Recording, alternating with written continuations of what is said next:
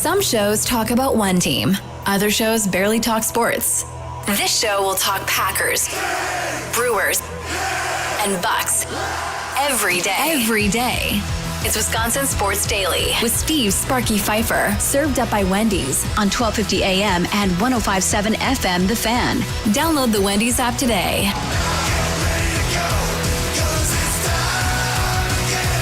It is time again, hour number 2 here on a Friday afternoon, July 18th. Baseball is back tonight, and I, for one, am excited. It's been too long. Too many days off. Some baseball seasons, I was like, oh, thank God it's the All-Star break. And then other baseball seasons, like this year, I really am enjoying this baseball team so much. Like, I am so into watching this baseball team every night. And that has not always been the case with me every year. There are some years like, I just cannot get going with this team. You know, you watch the games kind of, sort of, and you're paying attention and all that. But like rooting for dudes and really buying in and living and dying or whatever. You know, guys like Tim Allen, used to do the post-game show on the station. That man lives and dies with every damn pitch of every damn game for the last 40 years. So that doesn't matter to him. He just, as he calls it, he has a love affair with the Milwaukee Brewers, right? Okay, fine. I don't know if I'd call mine a love affair. I like him a lot, right? Big fan. I've always rooted for the Brewers, always will root for the Brewers. But this year, I just fell in love with this team. And the young guys that are coming with it. I don't know if you saw this stat.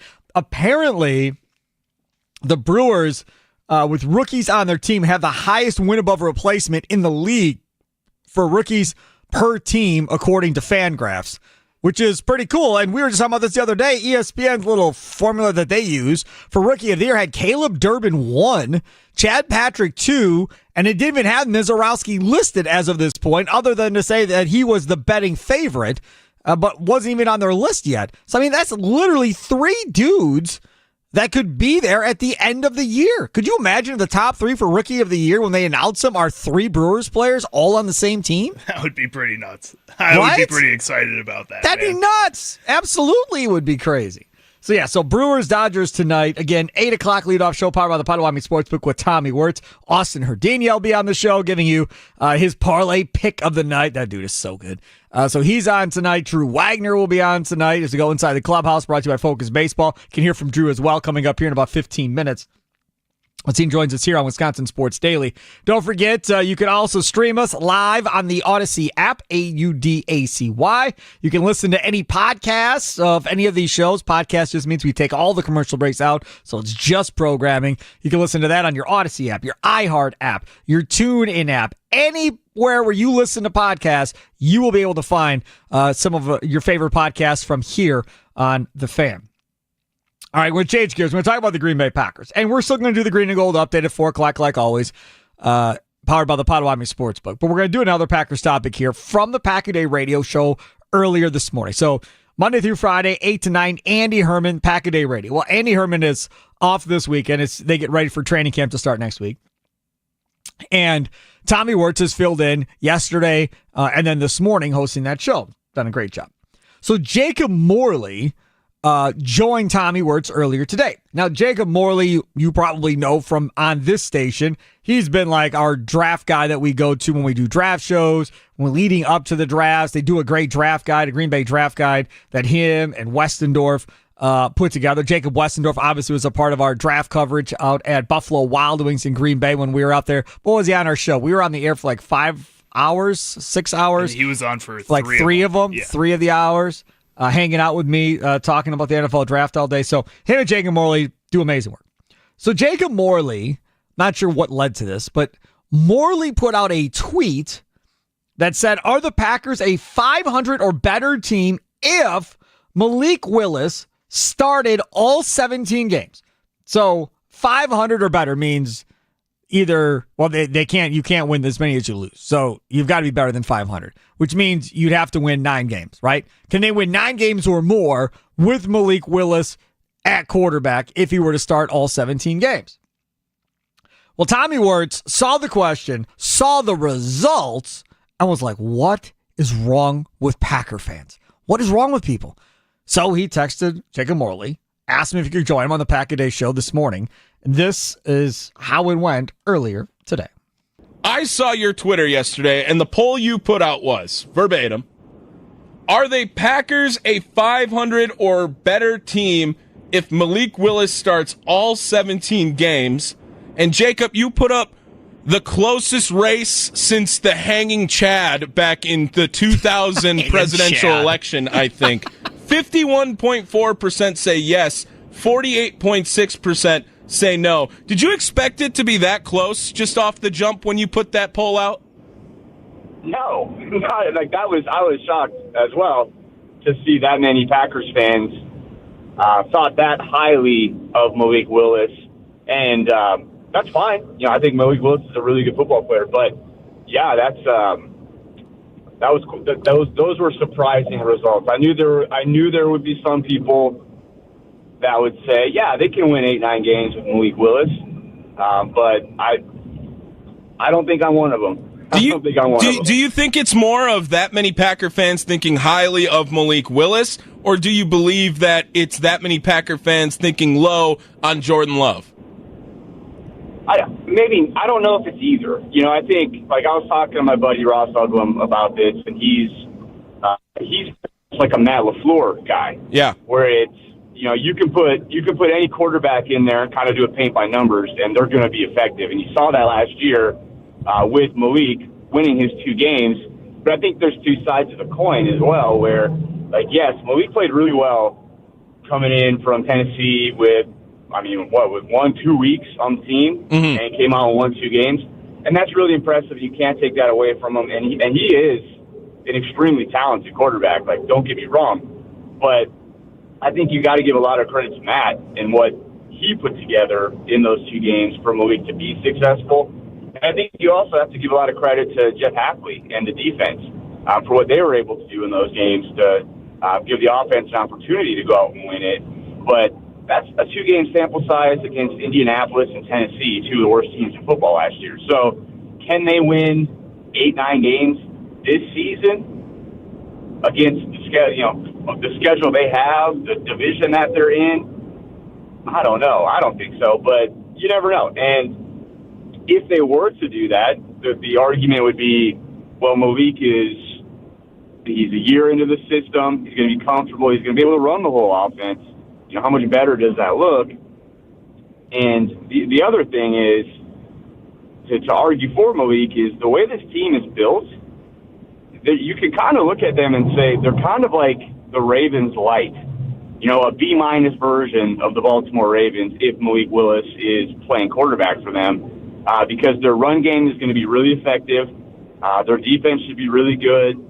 And they've got a quarterback that is a dual threat. Malik Willis is probably one of the better running quarterbacks in the NFL if you build the offense around that. But to me, and this is my opinion, yeah, you can beat the bottom dwellers in the NFL with Malik Willis. But if you want to go big game hunting, you want to win the big games, Jordan Love has to be your quarterback, just because he's going to get you to that next level. And I think some of it, too, might be, you might think, the NFL execs and all that stuff, they have Jordan Love as the 12th best quarterback in the NFL, which I think is correct right now. I think that's about right where he's at with the potential to be higher. Malik Willis might be 24, and so, what does that get you? The 24th best starting quarterback in the NFL, that's, better than some, worse than others. Yeah. Right? So, and a lot of teams can't say that either, where their backup quarterback could potentially start for other teams. That's a great position to be in for Green Bay, but many a time it's not that way. You got your starter, and the famous quote from Indianapolis is, if Peyton Manning goes down, we're beat. We're blank, and we don't practice being blanked. So that's kind of how a lot of teams operate their backup quarterback, where it's like, well, if our starter goes down, what's the point? We're going to lose a lot.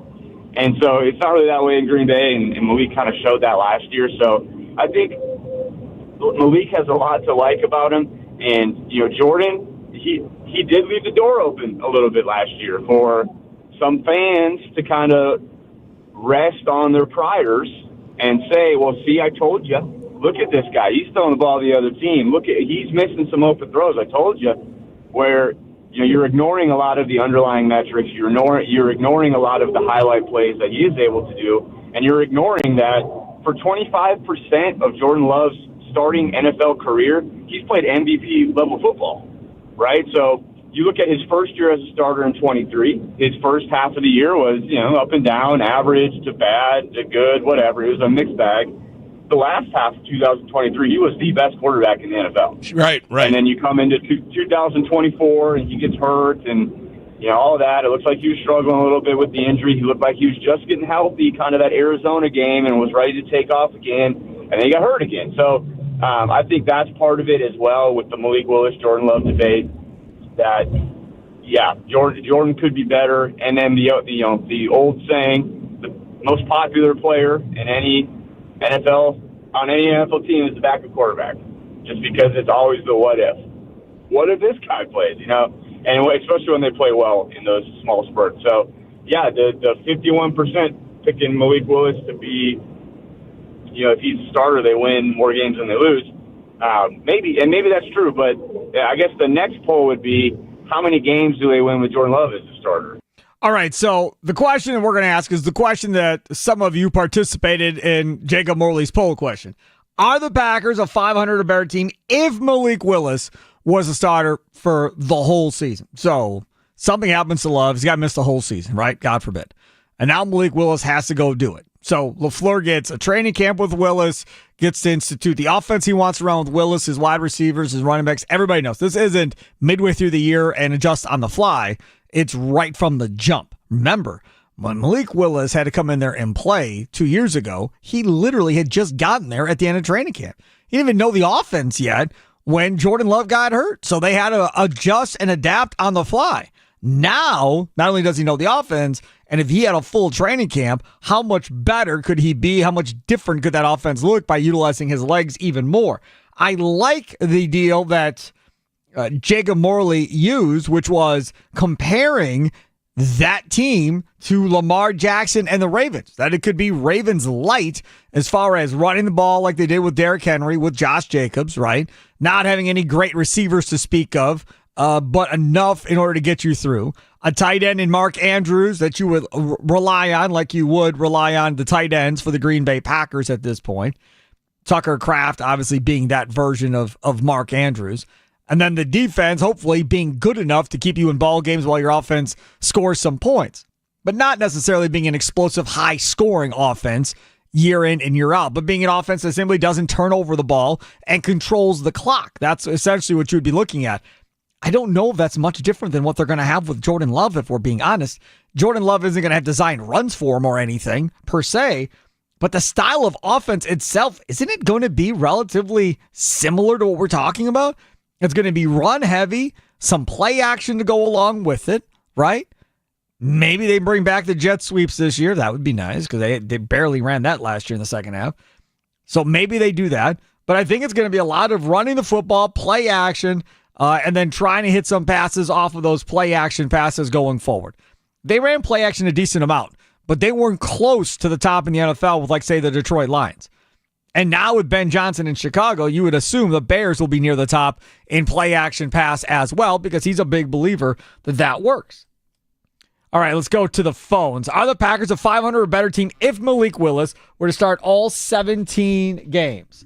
Let's go to Steve in Greenfield. You're up next on the Nicolay Law Fan Talk and text line. What's going on, Steve? Hey, Sparky. Absolutely, the Packers are a above 500 team with Malik Willis. If you look back, Christian Watson was at his best when Malik Willis was in the game because he threw the ball out in front of Watson. He didn't have to reach back for it or make a spectacular catch. I mean, Jordan Love throws a lot of hospital balls where he hangs his guys out for the big hits, and Malik Willis doesn't do that. I don't disagree with what you said. Do you have more, or is that the complete thought? Well, and I think he's a better leader. I think Jordan Love's a great guy, but he's not a leader. I think Malik Willis is a leader of men. It's interesting. All right, Steve, thanks for the call. Have a good weekend.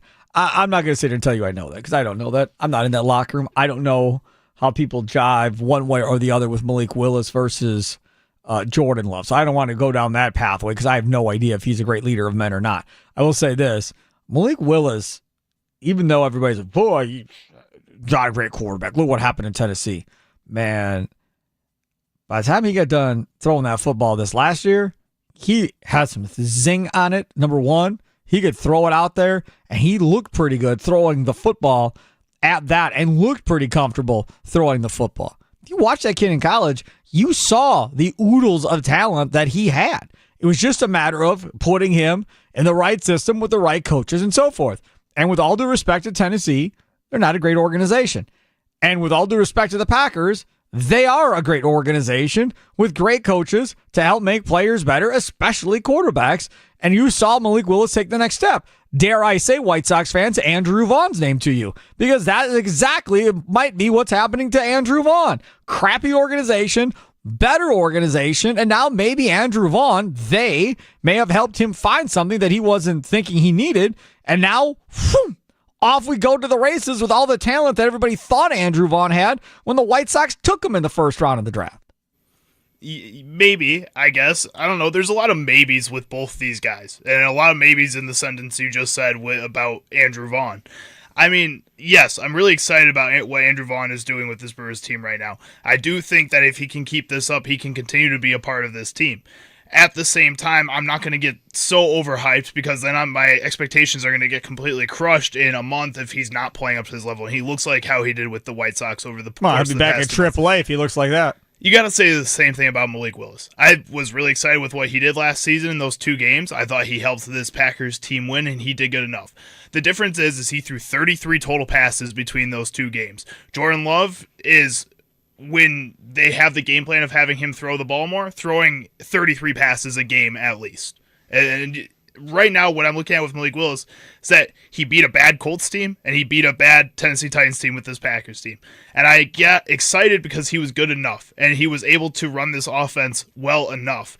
What we saw from him before was a whole lot of nothing with the Tennessee Titans. He wasn't really even on the field with this team. He was never given a chance in Tennessee. Which I think says something in and of itself as well. If a bad organization doesn't even want to give you that chance, if they just want to move on to their next rookie right away, and Will Levis, who a lot of people felt like wasn't as good of a prospect or wasn't as exciting of a prospect as you were, that's an issue for me too as well. So I think when you look at a guy like Malik Willis, we need to pump the brakes a little bit. He's a good player. Malik Willis last year at Tennessee, 13 of 19, 202 yards, had a touchdown, no interception, rating of 120.9, quarterback rating of 120.9.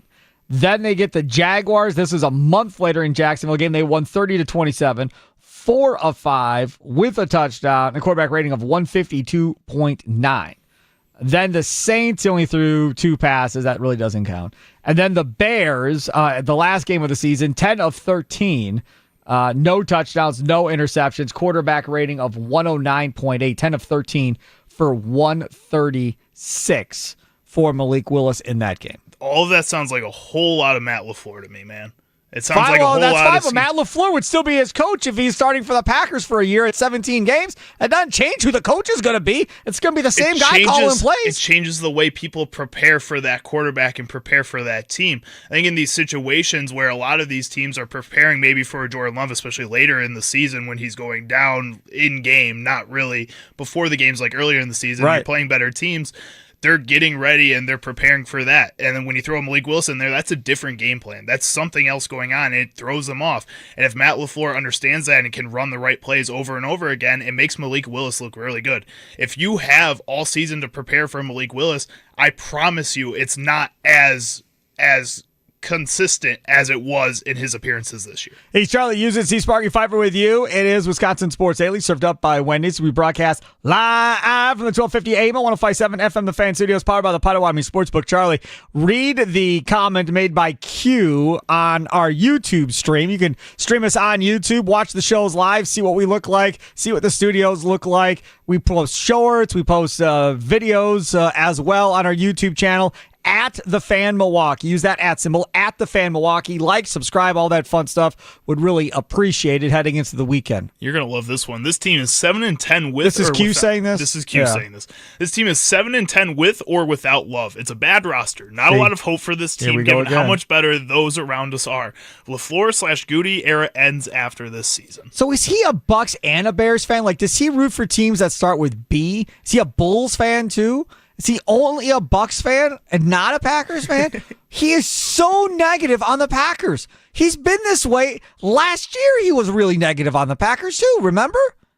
Do remember that. I do. I don't get it. Why are you so mad at the Packers? Did they take away his season tickets for was he streaking or something? He got his season tickets. From what I've heard him say, it's Goody. It's that's what he doesn't like. He doesn't like the front office as much. I don't get it. He just doesn't like the Packers. I don't understand. 75 degrees right now, mostly cloudy skies. Your fan weather forecast. Right now, it looks like pretty clear skies throughout the remainder of the night. No rain in the forecast. Low tonight of 65. Up next, Andrew Wagner. Forbes Sports Brewers Writers. We go inside the clubhouse. Presented to you by Focus Baseball.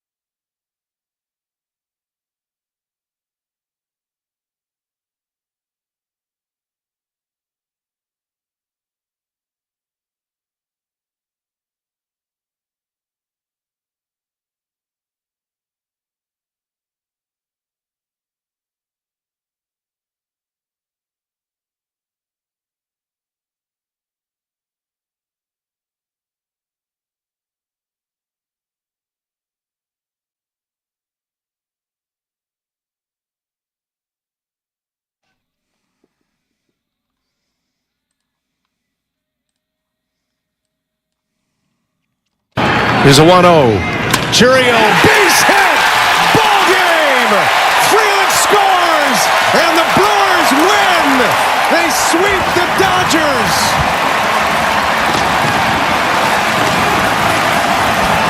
Jackson Churio with his first career walk-off. And he makes a winner out of the Brew Crew, sending the Dodgers to their 6th straight loss. And the Brewers would go on to sweep the Nationals. 7-game winning streak going into the All-Star break. Still have that currently. Courtesy of FanDuel Sports Network. That was the last time the Brewers saw the Dodgers. Was sweeping them and extending that losing streak to 6. And they get the Dodgers again tonight.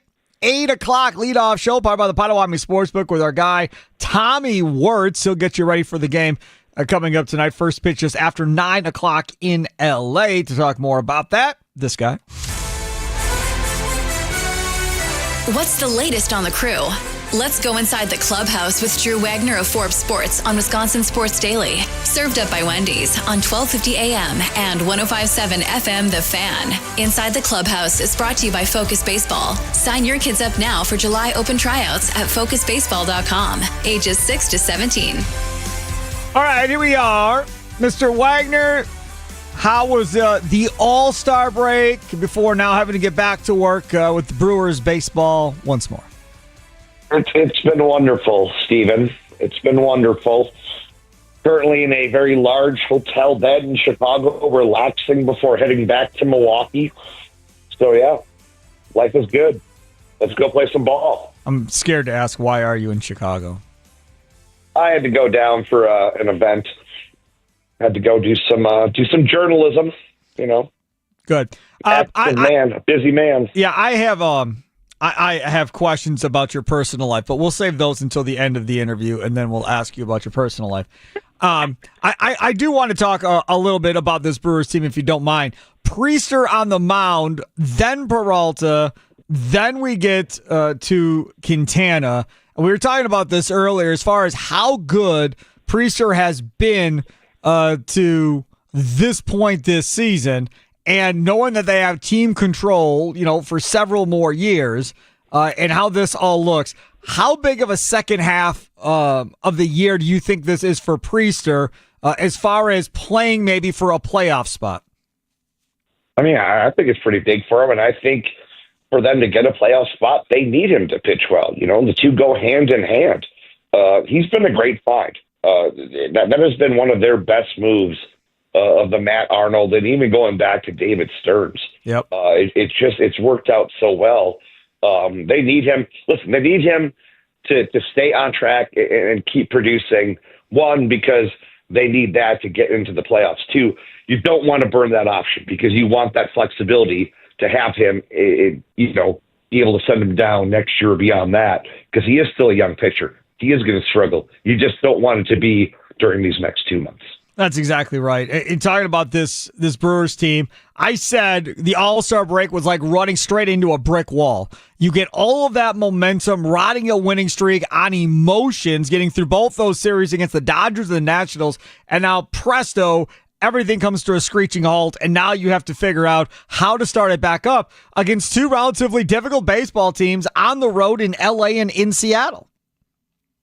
I don't think it's that big of a factor to get the time off. I think it's going to help them.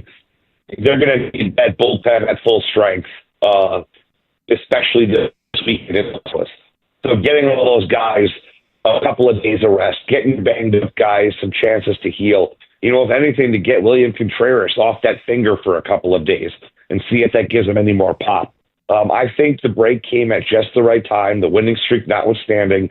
I think they needed it. I think they needed to catch their breath. And I think they needed that time off to step back and realize, okay, here is the task at hand. Here is the difficult road that's ahead. And it starts with those Dodgers. Like having that break to collect yourself and then lock in on what you have to do these next 3 days, I think it's going to help them. Glasnow gets the start tonight against Priester. Last time they saw Glasnow was what was it? Not this last Sunday, Wednesday, but the previous Wednesday or whatever it was. Yeah. Against the Dodgers. 5 innings, gave up a run. It was unearned in that outing. So he pitched fairly well against the Brewers. I always wonder how this works. When you go face somebody for a second time, like Priester and Peralta don't get these guys for a second time, but Quintana is going to get these guys for a second time when he pitches on Sunday. I've always thought, I don't know if you agree, that it's advantage hitter when you see somebody that quickly a second time. Yeah, usually it is. I don't know if it goes in the case of Glasnow because he hasn't pitched much, and was he using the stuff? Was he at full strength? That kind of thing. Adding the break to it. Yeah, maybe there's a slight advantage for the Brewers hitters just because, they did perform fairly well against them. They only scored the one run, but, they were kind of, making them work there. So they know the recipe. I think that's the best way to look at it. We were talking about Freddie Peralta earlier in the show and his contract situation and how this looks right now. Now, nobody believes they're going to trade him, obviously, at the trade deadline because they're in this thing, and why would you trade, your best pitcher? Having said that, the conversation then turned to, is going into the last year of his deal, what type of money would he command? We started looking over the contracts of the top starting pitchers in baseball based on salary. Charlie Usen and I determined that he's probably somewhere in the area of between $20 and $25 million a year. I offered it up to Charlie. I'm like, hey, what if the Brewers said, we'll give you three years, $75 million? Because at that rate, you're still out of that deal before you really have to pay anybody any type of significant money next time around. Woodruff's money is coming off of the books at that point, too, after this year. So you don't got to worry about having to pay Woodruff. Yeah, you're still on the hook for Yelich, but big money for Churio isn't happening at this point. Mizorowski, again, I highly doubt they sign him to an extension for probably what he's looking for. So I think they might be able to afford this if they wanted to go that route with Freddie Peralta. But the question that I had to Charlie was, is it more about the money with Freddie, or do you think it's more about the length of the deal, wanting that fifth year? Because go back to Lorenzo Cain, everybody was offering him 4 years. The only reason the Brewers got him was because they guaranteed him the fifth year, and that's what got the Brewers the deal with Lorenzo Cain. You wonder if it's the same for Freddie Peralta. Yeah, that's the thing. I don't think it's the annual money is never really the big deal. It's the locked in guaranteed money over 4, 5, 6, 7 years. Someone's going to go out there and they're going to offer Freddie the 6-year, 7-year contract. He's going to be the one if he does hit the market, he's going to be one of the best starting pitchers available. You look at the guys who are coming up after next season. I mean, he's pretty much up there. I don't think he sits back and takes a 7. Listen, he gave the Brewers a pretty good deal on the first contract. Absolutely. I don't think there's going to be a hometown discount this time around. He left a lot of money on the table, and let's face it, there's going to be pressure the union for him to go out and kind of keep the line moving and keep setting the bar higher and higher. They don't want guys to take hometown discounts. That's bad for their business. So I don't see him settling for a 3-year deal when someone's going to go out there and offer him that life-changing last major contract. Sal Frelick, Andrew Wagner, they're saying is a minor hamstring strain or whatever the case may be. I've seen nothing from the Brewers as of yet for tonight. Your thoughts on Frelick and whether or not you think he might end up on the IL here? I mean, we're not going to know anything for a couple hours yet. They're going to. I said this with Mason and Mitch the other day. They're going to have him come out to the ballpark. They're going to put him through all the tests. They're going to sit there and watch him and evaluate him, see if the time off helped at all, and then make a decision. I'm sure they've got their taxi squad guys in place just in case, but I would suspect we're not going to hear anything until pretty close to game time tonight. I would like to bring your personal life into this, if you do not mind, Mr. Wagner, because you enjoy this part of it, and I don't get that. Well, you're the one that tweets. So if you tweet, it becomes public. And if once you make it public, then I feel like it's fair game to discuss with you on the radio station if you're tweeting. Charlie, don't you think that's a fair rule for me to have? That's fair. If it's not in the public limelight, then I'm not going to talk about it unless it's funny, like you getting hurt in softball. Then we'll talk about it. But otherwise, we try not to. So last night, I'm on Twitter. Yeah. And I am trying to figure out what in the world is going on. So I see you tweet, I'll campaign from my couch or from a lawn chair at the humorous garage while we crush a rack of High Life Light.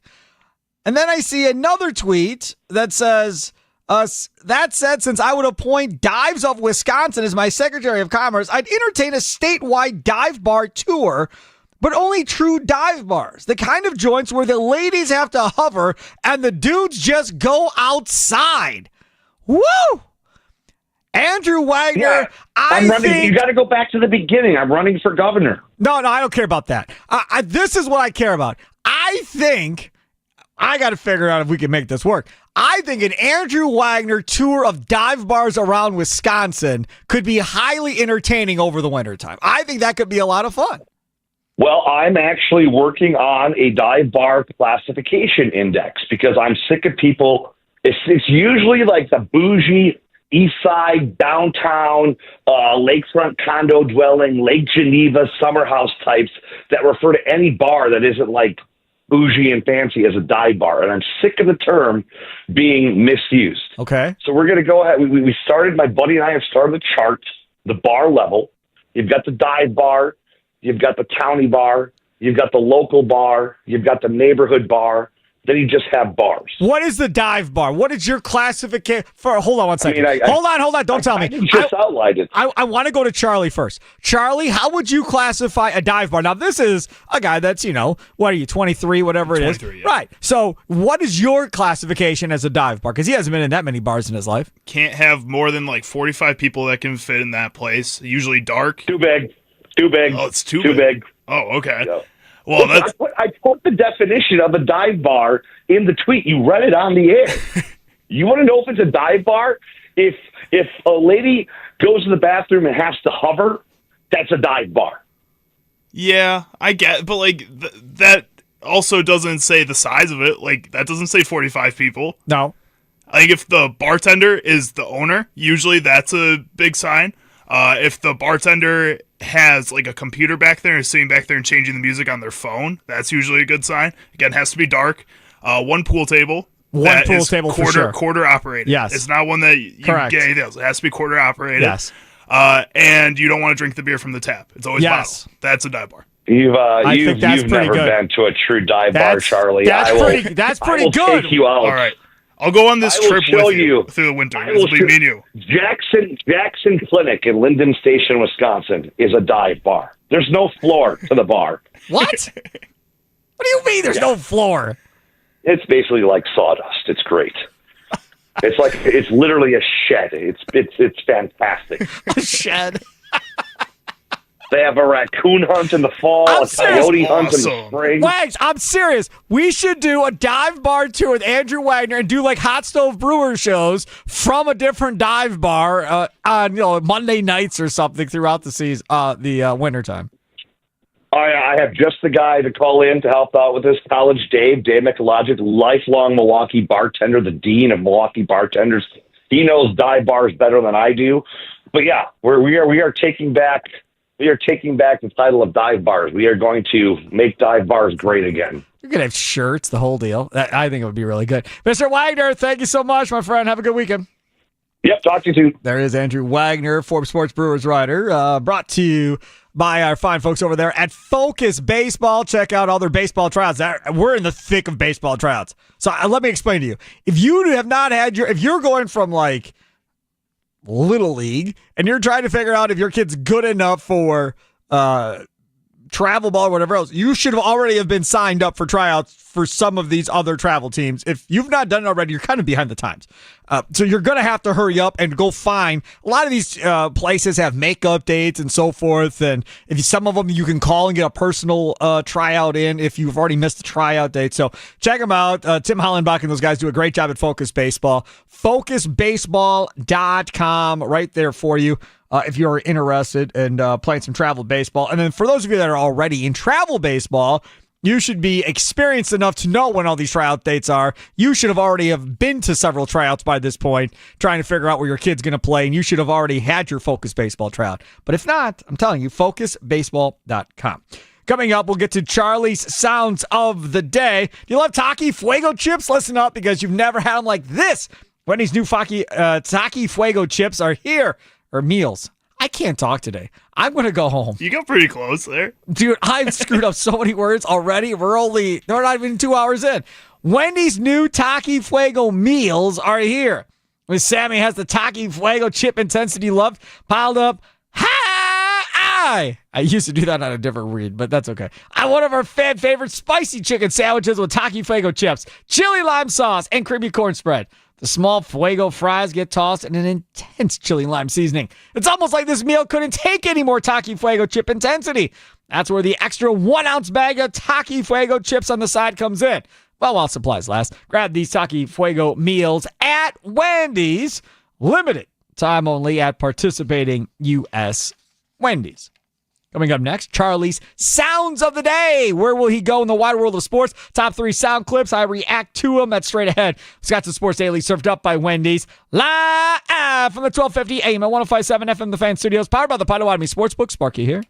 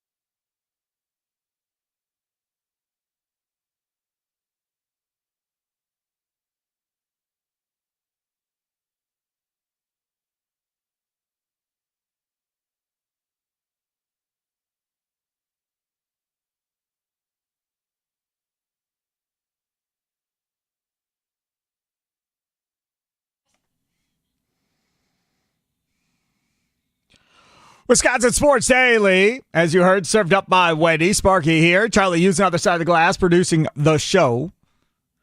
We'll get to Charlie Sounds today. Let me tell you all about the Potawatomi Sportsbook. 6,500 square feet, 2,000 square foot center screen, over 30 sporting events you can watch at one time. You know what the cool part about it is? You make friends. You can hang out. And I know, well, Sparky, I'm not so social. I really don't like to talk to other human beings. Okay, don't. But I'm telling you right now, you're going to find yourself in the middle of cheering sections and booing sections and people swearing based on how their bets are going. And you're going to think, oh, I'm the only one probably betting this game. And then before you know it, you see 3-4 other people are starting to cheer and so forth. And all of a sudden, something good's going to happen. You're like, you're going to start clapping. Somebody's going to see you. And then somebody, another human being, is going to talk to you. Now, you could be a jerk and ignore them. Don't do that. But then you're going to talk to them. And then there's going to be a little bit of a back and forth for the rest of the game. And you may actually make a friend. It's possible. It really is. At the Potawatomi Sportsbook, friends can and will be made. Relationships will be forged going forward at the Potawatomi Sportsbook. It's true. Mm-hmm. Yep. They have a second level there that you can rent out for business parties, parties in general, meetings, whatever the case may be. Potawatomi Sportsbook Kitchen, amazing food, everything you could possibly want to eat, including all-day brunch. They got wings, burgers, wraps, salads, homemade desserts and pastries every day. 48 beers on tap. Check them out today, PotawatomiSportsbook.com/sportsbook. Potawatomi.com/sportsbook. Reserve your seat, your table, your booth ahead of time. Nominal fee, but you're going to spend that money anyhow on food and beverage, and that's what it goes towards. Totally worth it, and that way you know you're not going to have to stand if they're super packed like they tend to be from time to time. So if you're looking for something fun to do late night, right, that first pitch is 9 o'clock in L.A. tonight, going out to the Potawatomi Sportsbook. And if you're like, dog, man, that's late, man. I'm going to be so tired, I'm not going to want to drive home. If I have a couple beverages, there's no way. I'll probably fall asleep. Get yourself a hotel room, man. It's attached to the Potawatomi Hotel. Just crash the night there. Get up Saturday. Go watch some day baseball if that's on or whatever the case may be and go. You can bet some golf there, right? Golf's on at like 3:30, 4 o'clock in the morning playing in Ireland right now. So you can check that out too. All right, let's get to my guy, Charlie. 1, 2, 3. What sound clips will Chicago Charlie pick today for Sparky? Will Sparky become enraged? Will laughter ensue? It's time for Charlie's Sound of the Day. It's Wisconsin Sports Daily, served up by Wendy's on The Fan. All right, don't forget, stream us, watch us live on YouTube at The Fan Milwaukee. Use that @ symbol, The Fan Milwaukee. All local shows streamed out on YouTube. Plus, we post shorts, post different videos. Check it out. Like, subscribe at The Fan Milwaukee. Again, use the @ symbol. Charlie, using where are we going here on a Friday? I think you're going to be pretty happy this Friday, Sparky. I don't think I have anything that's going to make you too mad. I'm really in a pretty good mood. Don't have a lot of stress going on in my life right now. So, yeah, that would be nice. All right, let's start off by heading over to MLB Central and MLB Network, where Alex Avila and Robert Flores were on the show today, and they were discussing the Brewers as threats to the Chicago Cubs in the second half of the season here. Are the Brewers a threat to the Cubs? I say yes, 100%. Emphatically yes. No, 100%. The Cubs are a really good team, one of the more complete teams in baseball, but so are the Brewers. I mean, the Brewers are probably one of the best teams in baseball as well that nobody really ever talks about because there aren't those household names. But when you look at their pitching, especially now they brought up Mizrowski, how he's kind of burst onto the scene, and you pair him with Freddie Peralta and Brandon Woodruff, who's looked fantastic so far coming off the injured list. Those three guys are nasty, and no one is going to want to face those guys. Plus, Quintana has been pitching really well for them as the same thing. So, and the bullpen, too, has been lights out. They always are. They're one of the best base running teams. They field really well. You know, could they use a little more power in the lineup? Sure. For sure, but they figure out how to score runs. So the Brewers are going to be a huge threat to the Cubs going down the stretch. And again, it'll be another really good race to watch. I think what's going to be interesting, what do the Cubs do? How active will they be at the trade deadline? Yeah. What are they willing to give up to get something of significance? But, man, the Milwaukee Brewers, they continue to find ways to win despite talent walking out the door. I'll be honest with you. That was nice from MLB Network. I'll be completely 1,000% honest with you. Jed Hoyer, who's the president of baseball operations over there, this is his job. If they screw this up and they somehow or another screw this up and don't make the playoffs and they fall apart in the second half and they don't do anything at the deadline outside of like add a reliever or something, he's toast.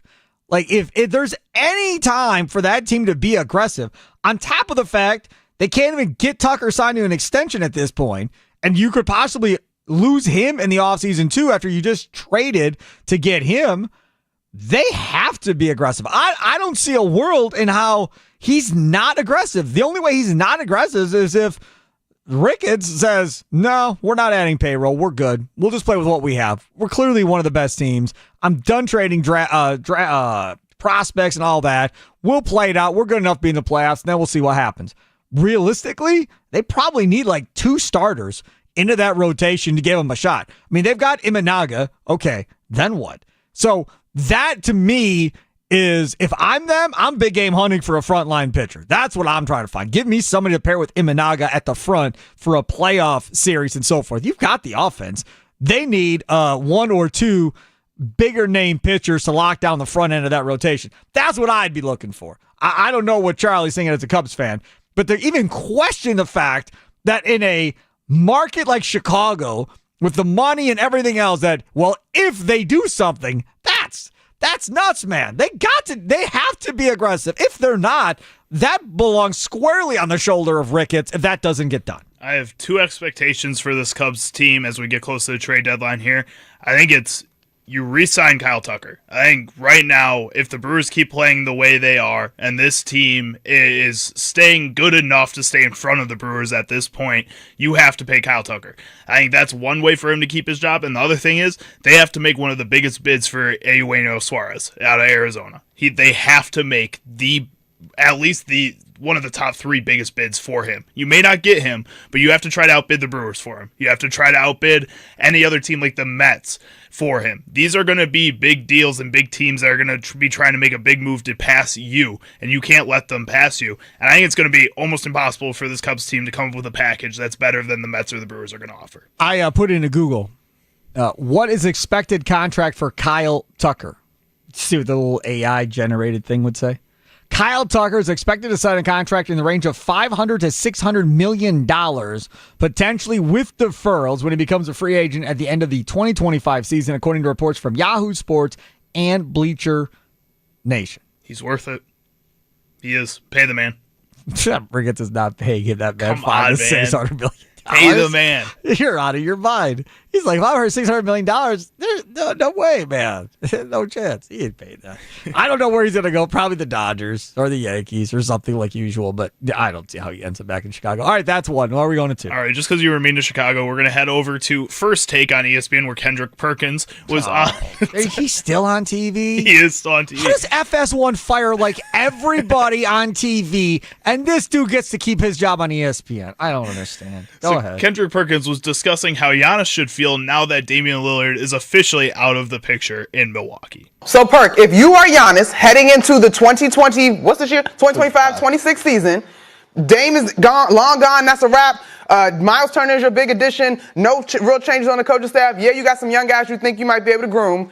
Are you good about your opportunity to contend for a title, assuming that is the focus, if you're Giannis? Hell yeah, I'm good. Okay. Hell yeah, I'm good. Giannis has been the best player. Giannis has been the best player in the Eastern Conference consistently over the last 10 years. Facts. And when you look at the Eastern Conference, we just came on here, us 4 was on television yesterday on this platform talking about how a disaster the Philadelphia 76ers are. Yep. And so when you look at the East, the Boston Celtics are in the rebuild. The only teams that are ahead of the Milwaukee Bucks, in my opinion, is the Cleveland Cavaliers and the New York Knicks. So when I look at adding the Miles Turner, when I look at keeping a guy like Gary Trent Jr. who balled the hell out, he just had a couple mishaps where he couldn't catch the ball, but he balled the hell out. I'm looking at the Milwaukee Bucks and I'm saying to myself, let's give it another run.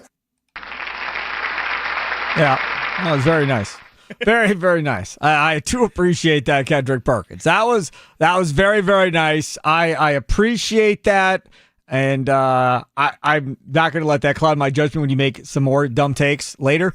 But that's good. I was about ready to explode, if I'm being honest, because when that was getting set up, I was like, man, this dude just got done saying Giannis should be happy with what he has and let Giannis go do Giannis, and he was being all positive. I said to myself, if he goes other way on this, I'm going to lose my mind. But he didn't. He stayed consistent. So, yeah, very nice, Kendrick Perkins. You'd be happy today. That's 2 for 2. What do you have up your sleeve? And last up here, we're going to hear from Kevin Harlan discussing how his father, Bob Harlan, was able to land Aaron Rodgers and Brett Favre back-to-back. This is courtesy of the NFL podcast from the NFL. My dad was with the Packers for 37 years. And when Ted Thompson, then the general manager, pulled my dad aside and said, I need your permission to draft Aaron Rodgers, who's fallen to number 24. I said, I think we're getting the steal of the draft. And they were going to spend a first-round pick and reach, I guess, in some people's opinion, on Aaron Rodgers. And it turned out to be one of the great draft choices in the history of the NFL and certainly for the Packers. Same situation was true at Brett Favre. My dad had hired Ron Wolf to be the general manager in Green Bay. The story my dad tells me is that they were going to the final game of the season at old Atlanta Fulton County Stadium. And my dad and Ron Wolf always sat together in the press box. And Wolf put down his briefcase and looked at my dad and said, I'm going to go look at their backup quarterback. And if he's as good as I remember him when I saw his pro day, I want to go after him. So he gets out the flip card and he's looking, Brett Favre, who had at that time in Atlanta under Jerry Glanville had really had kind of a weird presence, and it was not working out. He goes down there, watches him throw, comes back up. They fly home that night to Green Bay, and he said, that's our quarterback of the future. So they went to the executive committee, which is a 7-man committee, a couple days later, telling them what they were going to do. And the executive committee said, that's the most ridiculous thing we've ever heard. Why would you trade our number 1 pick for a backup in Atlanta who doesn't play and has got a lot of things going on off the field? And my dad said, Ron, could you leave the room a second? He did. He goes, we gave this guy full control of football. If we back out now, we will never hire another quality general manager in the history of this organization. We've got to let him make this move. So he comes back in. They okay the trade. They make it with Atlanta. They get Brett Favre. And the same basic scenario happened with Rodgers. That was great. That was great. I mean, and who would have been on that board of directors that would have said, oh, yeah, sounds like a great idea, Rod. Go right ahead. Well, of course, if you're on the board of directors, you hear they're trading a 1 for a third quarterback on a team with all of his issues that Brad had going on. Of course, everybody in that room is going to go, hell no, we're not doing that. Are you nuts? Absolutely, that would have been the response. No question. But to Bob Harlan's credit, again, Bob Harlan should have a statue built. He should be in the Pro Football Hall of Fame. Like, I can't. The human being himself is amazing. So good job by Bob Harlan standing up to everybody in that room saying, no, we're going to let him do this. I don't want to hear anything else. And then getting it done. And then later stomping in Brown County, trying to get that expansion done and renovation done of Lambeau Field, to which he called like one of the most stressful things of his life. Didn't think it was even going to pass. Thankfully, it did pass. And they were able to get that done. It's just, without Bob Harlan, that organization is nowhere close to where it ended up being. And it's all because of Bob Harlan at the end of the day, for certain. All right, coming up in the 4 o'clock hour, Green and Gold update brought to you by the Potawatomi Sportsbook. Steve Palazzolo, who was at Pro Football Focus for a long time and is no longer, said something. I'm telling you, Charlie had it on the rundown that he found. I looked at it. I'm like, are you bleeping kidding me? So we're going to talk about that coming up next here at 4 o'clock. It's Wisconsin Sports Daily, served up by Wendy's, live from the 1250 AM 105.7 FM The Fan Studios, powered by the Potawatomi Sportsbook. Sparky here.